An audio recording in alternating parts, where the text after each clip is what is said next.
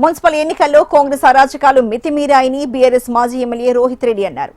ఏకంగా BRS క్యాండిడేట్లను kidnap చేసేలా కాంగ్రెస్ నేతలు దిగజారని రోహిత్ రెడ్డి ఆరోపించారు. కాంగ్రెస్ నాయకులు ప్రజలను భయాందోళనకు గురి చేస్తున్నారన్నారు.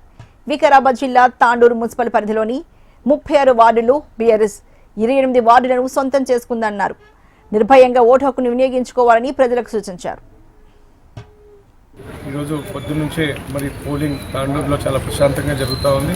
మరి ఓటర్లందరూ కూడా ఉత్సాహంతో ఈరోజు ఓటు వేయడానికి వస్తూ ఉన్నారు. కాకపోతే పోలింగ్ శాతమే ఇంకా తక్కువగా ఉంది. నేను ఓటర్లందరితో కూడా విజ్ఞప్తి చేస్తూ ఉన్నాను. అందరూ కూడా ఓటు హక్కుని వినియోగించుకోవాలని చెప్పి నేను ప్రజలందరితో, తాండూరు మున్సిపల్ ప్రజలందరితో కూడా నేను విజ్ఞప్తి చేస్తూ ఉన్నాను. అదేవిధంగా మరి ఇక్కడ కూడా ఎటువంటి సంఘటనలు లేకుండా అధికారులందరూ కూడా చూసుకోవాలని చెప్పి ఈరోజు ప్రజాస్వామ్యబద్ధంగా ఎటువంటి ప్రెషర్స్కి లోనవ్వకుండా ఈరోజు ఒక ఫెయిర్ ఎలక్షన్ చేయాల్సిందిగా నేను అధికారులందరూ